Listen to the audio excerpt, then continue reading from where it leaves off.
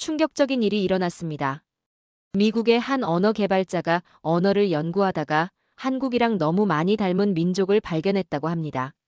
말투, 음식, 명절, 놀이까지 서로 아무 관련도 없을 것 같던 두 민족이 한국과 이상하리만치 닮아 있었던 건 단순한 우연일까요? 아니면 우리가 잊고 있었던 오래된 연결고리가 존재했던 걸까요? 한 미국 언어 개발자가 라후족이라는 소수 민족을 통해 한국인의 정서를 발견하게 된 놀라운 이야기, 지금 시작합니다. 안녕하세요. 저는 앨리슨 브룩스라고 합니다. MIT에서 AI 언어학 박사 학위를 받고 실리콘밸리에서 스타트업을 이끌고 있죠. 제 전문 분야는 인간의 감정까지 예측하는 음성 AI 알고리즘 개발입니다.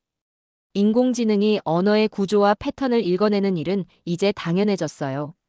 하지만 제가 만든 알고리즘은 한 발 더 나아가 목소리의 미세한 변화, 숨소리의 간격까지 분석해 화자의 감정 상태를 예측합니다. 여러분의 말투 속에는 여러분도 모르는 감정의 패턴이 숨어 있습니다. 테드 강연장에서 이 말을 했을 때 객석은 열광했어요.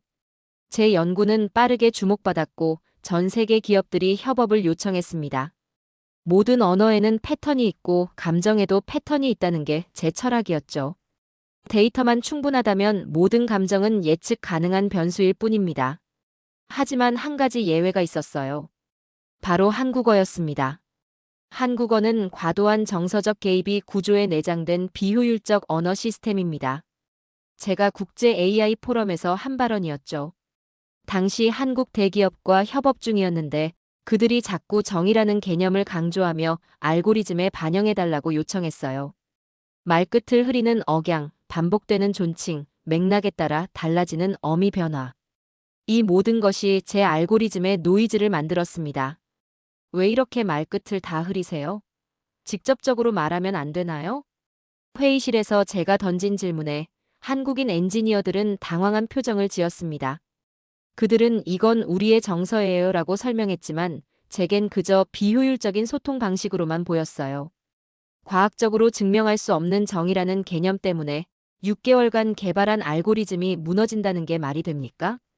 회의실을 나오며 제 팀원에게 냉소적으로 말했던 기억이 납니다. 그들의 정의라는 것은 제게 논리적 분석을 방해하는 감상적인 장애물일 뿐이었어요. 결국 그 협업은 성공적이지 못했고 전 한국어를 제 연구 대상에서 제외했습니다. 지금은 새로운 프로젝트를 진행 중입니다. 비정형 언어 모델링이라 부르는 이 프로젝트는 인공지능이 아직 제대로 이해하지 못하는 소수 언어를 연구해요. 제 팀은 현재 동남아시아 라오스의 라후족 언어를 조사하고 있습니다. 모든 언어는 결국 패턴입니다. 비정형적으로 보이는 것도 충분한 데이터만 있다면 예측 가능해지죠. 이것이 제 신념이었습니다. 그리고 이 신념은 곧 산산이 무너지는 사건이 발생하였죠. 아, 어서 피해요. 브레이크가 말을 안 듣. 갑작스러운 비명소리와 함께 우리 차량이 비탈길을 미끄러져 내려갔습니다. 라오스 북부 산악지대 라후족 마을로 향하던 중이었어요. 정신을 차리고 보니 차는 전복되어 있었고 제 동료 마이클이 다리를 부여잡은 채 신음하고 있었습니다. 통신이 안 돼요. 여긴 완전히 오지라서. 제이크가 당황한 표정으로 핸드폰을 흔들었습니다. 우리는 완전히 고립된 상황이었어요. 리사와 제이크를 데리고 주변을 탐색하기 시작했죠. 멀리서 작은 마을이 보였습니다. 라후족의 전통 가옥들이 산허리를 감싸고 있었어요. 처음엔 마을 사람들이 우리를 경계했습니다. 하지만 제가 간신히 배운 라후어 몇 마디와 필사적인 몸짓으로 우리 상황을 설명하자 노인 한 분이 고개를 끄덕였습니다. 야나, 초비 라타야. 그 말의 뜻을 정확히 알 수는 없었지만 마을 사람들이 움직이기 시작했어요. 몇몇은 약초와 천을 가져왔고 다른 이들은 들것을 준비했습니다. 마이클이 있는 곳으로 돌아가는 길에 어린아이들이 따라왔습니다. 한 아이가 다른 아이에게 야나라고 부르는 소리가 귀에 들어왔어요. 그 말끝이 길게 늘어지며 부드럽게 흐르는 억양. 묘하게 친숙한 느낌이 들었습니다. 마을 사람들의 도움으로 마이클을 마을로 옮겼습니다. 그들은 우리에게 작은 오두막을 내어주었고 노인들이 전통 의학으로 마이클의 상처를 치료해 주셨어요. 구조대가 도착하려면 최소 며칠은 걸릴 거라 생각했지만 그들의 따뜻한 보살핌 덕분에 안도감이 들었습니다. 밤이 깊어가는데도 잠을 이루지 못했어요. 창문 너머로 마을 사람들의 대화 소리가 들려왔습니다. 그 말끝에 억양, 감정을 담은 듯한 음성의 흐름. 자꾸만 어딘가 친숙하게 느껴졌어요. 이상하네. 이 느낌은 뭐지? 데이터와 알고리즘으로 모든 것을 설명하던 제가 처음으로 설명할 수 없는 감각에 사로잡혔던 밤이었어요. 이게 전혀 말이 안 되는군. 제 노트북 화면에는 오류 메시지가 가득했습니다. 우리가 수집한 라후족 언어 데이터를 인공지능 모델에 적용하고 있었는데 계속해서 실패했어요. 마을에 머문 지 이틀째 저희는 연구를 진행하기로 했습니다. 이 언어의 패턴이 잡히지 않아. 특히 문장의 끝부분에서 음성 패턴이 너무 유동적이야. 라후족 언어의 독특한 점은 말의 끝부분이었습니다. 그들은 같은 단어라도 상황과 감정에 따라 억양을 완전히 다르게 구사했어요. 더 이상한 건 그 패턴이 일관성 있게 나타나지 않는다는 점이었죠. 한국어는 끝까지 들어봐야 해요. 제 머릿속에 불현듯 누군가의 말이 떠올랐습니다. 예전에 한국 대기업과 협업할 때 들었던 말이었어요. 그들은 한국어의 특징으로 말 끝에 중요한 정보나 감정이 담겨 있어서 상대의 말을 끝까지 들어야 의미가 정확히 전달된다고 설명했었죠. 박사님, 이상한 점을 발견했어요. 제이크가 음성 데이터를 시각화해서 보여주었어요. 이 패턴 보이세요? 말 끝에 이 독특한 곡선이 한국어와 거의 동일한 구조를 가지고 있어요. 그 순간 제 귀에서 윙 하는 소리가 들렸습니다. 심장이 갑자기 빠르게 뛰기 시작했고 등줄기에 차가운 전율이 느껴졌어요. 입이 저절로 벌어졌고 눈은 화면에 못 박힌 듯 고정되었습니다. 제가 가장 이해하기 어려웠던, 아니 이해하려 하지 않았던 언어와의 유사성이라니. 하지만 그건 우연의 일치일 뿐이라고 생각했죠. 그냥 단순 유사성일 뿐이야. 언어학적으로 전혀 연관 없는 두 언어가 비슷한 패턴을 보이는 경우는 많아. 목소리를 안정시키려 했지만 손가락이 키보드 위에서 미세하게 떨리고 있었습니다. 박사님, 저 억양. 한국 봉사단 애들이랑 말투 거의 똑같던데요? 제 마음 한구석이 흔들렸습니다. 부정하고 싶었지만 증거는 눈앞에 있었어요. 두 언어 사이의 유사성은 우연으로 설명하기에는 너무 구체적이었죠. 그날 밤 마을 사람들이 작은 축제를 열었습니다. 그 순간 한 노인이 제게 다가와 말을 걸었습니다. 우리말이 특별하다, 맞아요? 그건 마음에서 나오는 거니까. 통역이 전해주는 그 말에 가슴이 묘하게 울렸습니다. 제가 그동안 데이터와 패턴으로만 봤던 언어에 대한 완전히 다른 관점이었죠. 그날 밤 저는 제 알고리즘의 한계를 처음으로 인정했습니다. 어쩌면 감정이란 것은 단순히 데이터로 포착할 수 없는 무언가일지도 모른다는 생각이 들었어요. 여기 의료팀 왔습니다. 괜찮으세요? 마을에 도착한 지 사흘째 되던 날, 갑작스러운 한국어 목소리가 들려왔습니다. 오두막 문을 열어보니 의료 장비를 갖춘 팀이 마을 광장에 도착해 있었습니다. 한국 NGO 긴급 의료팀입니다. 사고 소식 들었습니다. 리더로 보이는 여성 의사가 제게 다가왔습니다. 박수진이라고 합니다. 서울대학교 의대 출신이에요. 부상자 상태가 어떤가요? 놀라움을 감추지 못한 채 그녀를 마이클이 있는 오두막으로 안내했습니다. 어떻게 이런 오지에 한국 의료팀이 가장 먼저 도착한 건지 이해할 수 없었어요. 이 지역에서 활동 중이었어요. 라후족 마을에 의료 봉사를 하고 있었거든요. 박수진 박사가 설명했습니다. 마이클의 상처를 살펴본 그녀는 곧바로 치료를 시작했습니다. 많이 아프죠? 곧 진통제 효과가 나타날 거예요. 조금만 참으세요. 그 순간 마을의 아이들이 호기심에 가득 찬 눈으로 오두막 앞에 모여들었어요. 박 박사는 아이들에게도 따뜻하게 말을 건넸습니다. 괜찮아, 다 나을 수 있어. 많이 무서웠지? 그 순간 제 귀에 강렬한 감각이 느껴졌습니다. 그녀의 말투, 억양, 말의 속도. 모든 것이 라후족의 언어와 완벽하게 겹쳐졌어요. 특히 문장 끝에 그 부드럽게 흐르는 억양은 거의 동일했습니다. 한국어와 라후족 언어가 비슷하다고 느끼시나요? 박 박사는 잠시 생각하더니 고개를 끄덕였습니다. 처음 이곳에 왔을 때부터 그렇게 느꼈어요. 특히 말의 리듬과 억양이요. 라후족 아이들이 서로를 부를 때 쓰는 야나, 라타야 같은 말끝이 한국어의 야, 아 호칭과 너무 닮았거든요. 괜찮으세요? 얼굴이 창백하신데요. 제 표정을 살피는 박 박사에게 간신히 대답했습니다. 네, 괜찮습니다. 그냥 당신의 말투가 라후족과 너무 비슷해서요. 그녀는 미소를 지었습니다. 그럴 수 있어요. 어쩌면 더 깊은 연결이 있을지도 모르죠. 그 말이 제 마음속에 깊은 울림을 남겼습니다. 더 깊은 연결. 과연 그것은 무엇일까요? 우리 조상들은 아주 오래전 눈 덮인 북쪽에서 왔다고 합니다. 라후족 마을의 장로가 저녁 모닥불 앞에서 말했습니다. 박수진 박사가 통역해 주었어요. 구조팀이 도착하기 전까지 우리는 마을에 머물기로 했고, 이 기회를 활용해 라후족의 문화와 언어를 더 깊이 이해하고 싶었습니다. 우리 전설에는 북쪽의 큰 나라에서 전쟁을 피해 남쪽으로 내려왔다는 이야기가 있어요. 그 여정은 수백 년이 걸렸다고 하죠. 장로의 이야기를 들으며 역사적 연결고리가 보이기 시작했습니다. 고구려 유민 이주설. 학계에서 논의된 적 있는 이론이었어요. 그날 저녁은 특별했습니다. 마을에서 작은 명절 행사가 열렸어요. 마을 사람들이 차려준 음식을 보니 놀랍게도 한국의 제사상과 유사한 배치였습니다. 찰밥, 발효된 채소나 나물 반찬, 그리고 매콤한 고추 양념이 접시 하나에 소박하게 담겨 있었어요. 식사 후 마을 사람들은 마당 한편에 제단을 꾸미고 가운데 돼지머리를 올려놓았어요. 그리고 밥과 술, 나뭇가지를 함께 놓고 마을 사람들이 차례차례 절을 했습니다. 이건 한국의 고사의식과 똑같아요.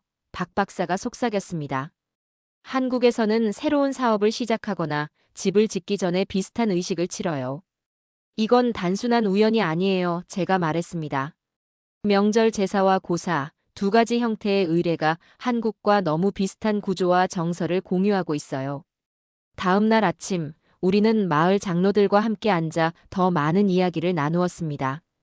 그들의 이야기 속에는 산맥을 넘고 강을 따라 이동했다는 조상들의 기억이 아직도 생생히 남아 있었습니다. 그러나 이제 제 관심은 점차 라후족 자체보다는 한국어와의 연결성으로 옮겨가고 있었습니다. 박수진 박사를 통해 더 많은 한국어 표현들을 배우기 시작했어요. 특히 어머니, 친구야, 걱정마 같은 말들을 발음할 때의 억양 패턴이 라후족 언어와 놀랍도록 비슷했습니다. 정서라는 건 데이터를 넘어서는 무언가군요. 처음으로 제 입에서 나온 말이었습니다. 그동안 냉철한 데이터 분석가로서 감정을 단순한 변수로만 봤던 제가 이제는 그것이 언어와 문화의 근본적인 요소임을 인정하고 있었어요. 그렇죠. 박 박사가 미소 지었습니다. 한국어에서 우리가 정이라고 부르는 것은 단순히 분석할 대상이 아니라 경험하는 것이에요. 한국어의 말끝에는 그 정이 고스란히 담겨 있죠. 정이라는 단어가 제 귀에 맴돌았습니다. 이제 제 연구의 초점은 라후족의 언어적 특성에서 한국어의 정서적 구조로 자연스럽게 옮겨가고 있었습니다. 구조팀의 도움으로 미국으로 돌아온 지 3주가 지났습니다. 여전히 라후족 마을에서의 경험이 생생했어요. 그러나 이제 제 관심은 라후족 자체보다는 한국어에 담긴 정서적 깊이로 옮겨가고 있었습니다. 사무실에서 밤을 새워 작업했습니다. 라후족에서 녹음한 음성 데이터와 예전에 한국 대기업과 협업할 때 수집했던 한국 드라마 음성 데이터를 나란히 분석했어요. 놀랍군. 이 말끝의 억양 곡선이 거의 동일해. 화면에는 두 언어의 음성 파형이 겹쳐져 표시되었습니다. 특히 문장이 끝나는 부분에서 그 유사성이 두드러졌어요. 이전에 비효율이라고 무시했던 한국어의 말끝 흐림이 사실은 정교한 감정 전달 시스템이었던 겁니다. 한국 드라마 속 장면들을 다시 살펴보았습니다. 어머니가 아들에게 밥 먹었니? 친구가 친구에게 많이 아팠지? 연인이 보고 싶었어라고 말하는 장면들. 그 말끝에 담긴 따뜻함이 이제야 제대로 느껴졌습니다. 이런 생각에 잠겨 있을 때 휴대폰이 울렸습니다. 제 16살 딸 소피아였어요. 엄마, 오늘은 어땠어? 오늘은 새로운 발견이 있었어. 흥미로운 연구 결과가 나왔단다.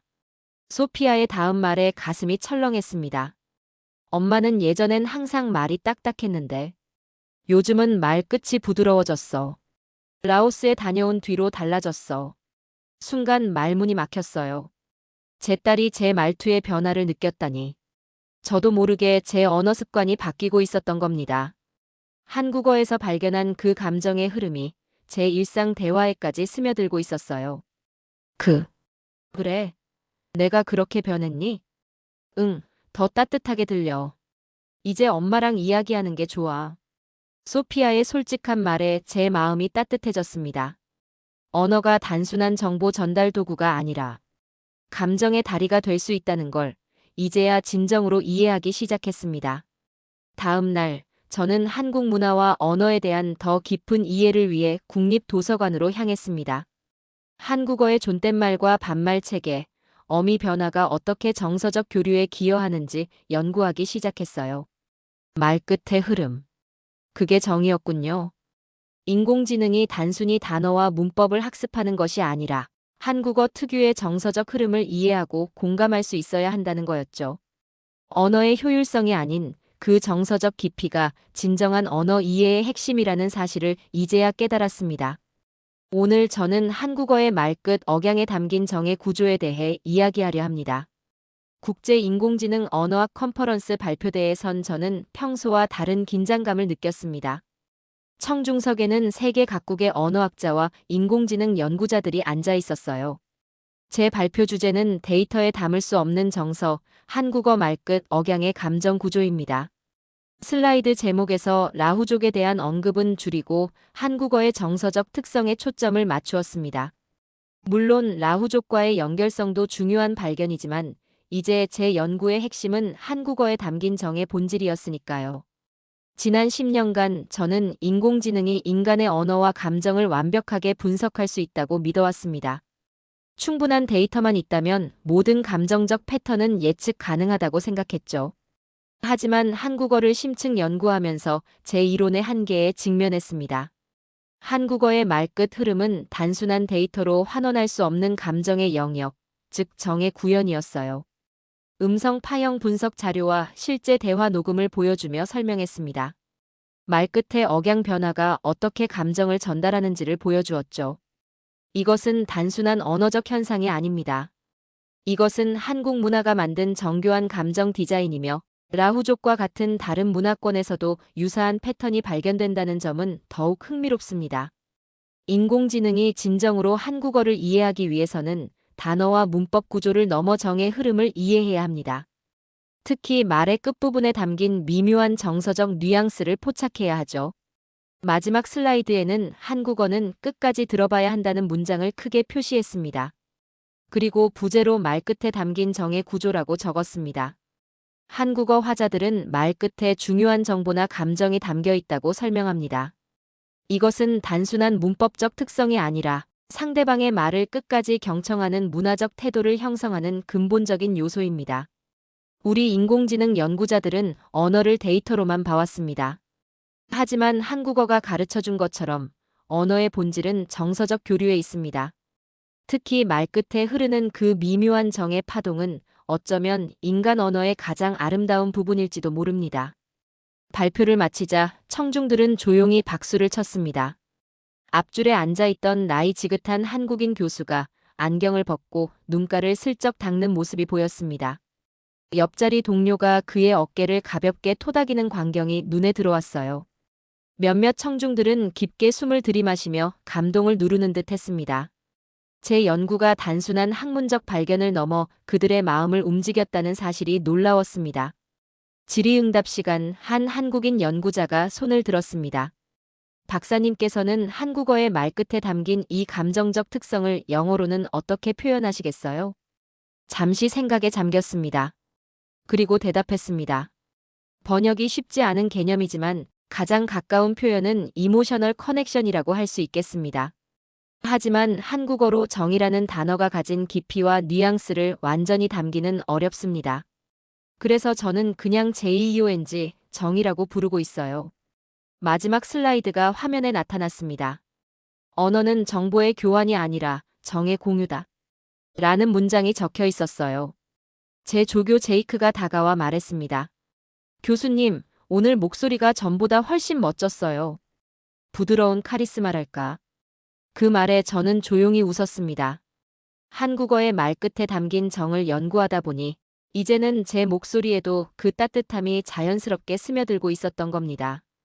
컨퍼런스로부터 석 달이 지난 후 저는 서울 인천공항에 발을 디뎠습니다.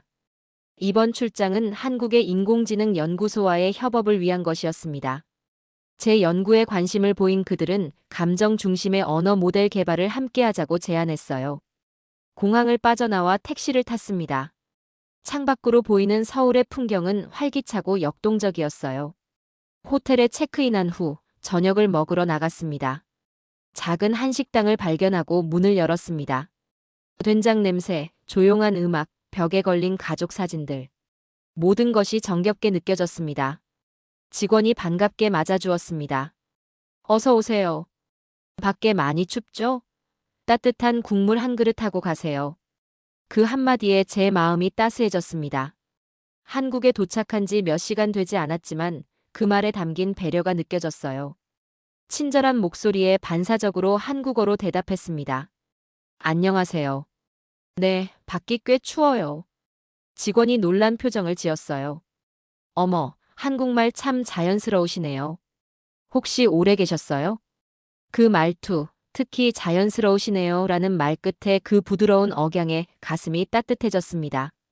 이것이 바로 제가 연구해온 그 말 끝의 흐름이었죠.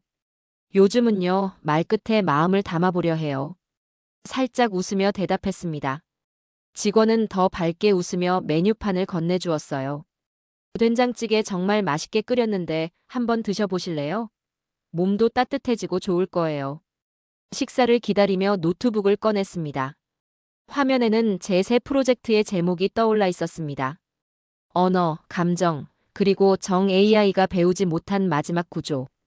이 프로젝트는 제 학문적 여정의 전환점이 되었습니다. 더 이상 감정을 단순한 데이터로 보는 것이 아니라 언어의 핵심 요소로 인식하기 시작했어요. 연구 계획을 살펴보다가 문득 소피아와 통화하고 싶어졌습니다. 딸에게 전화를 걸었어요. 소피아, 엄마야. 서울에 잘 도착했어. 우와, 진짜요? 어때요? 거기 지금 몇 시예요? 소피아의 목소리가 들려오자 마음이 편안해졌습니다. 예전에는 출장 중에도 잘 전화하지 않았는데 요즘은 더 자주 연락하게 되었어요. 여기 저녁이야. 호텔 근처 식당에 왔는데 분위기가 정말 좋다. 나중에 우리 같이 와볼까? 네. 꼭 같이 가요. 된장찌개가 나왔습니다.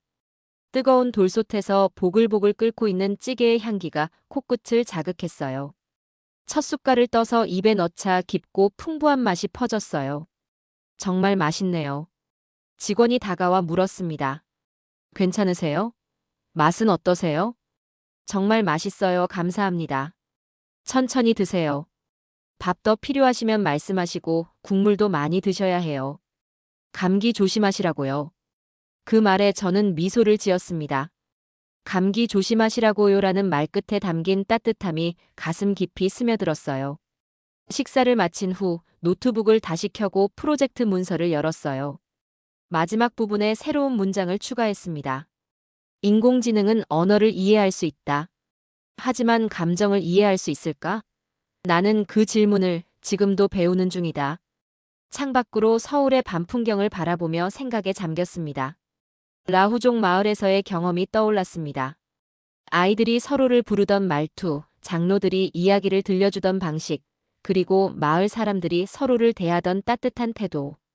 그 모든 것이 한국에서 지금 경험하고 있는 것과 겹쳐졌어요.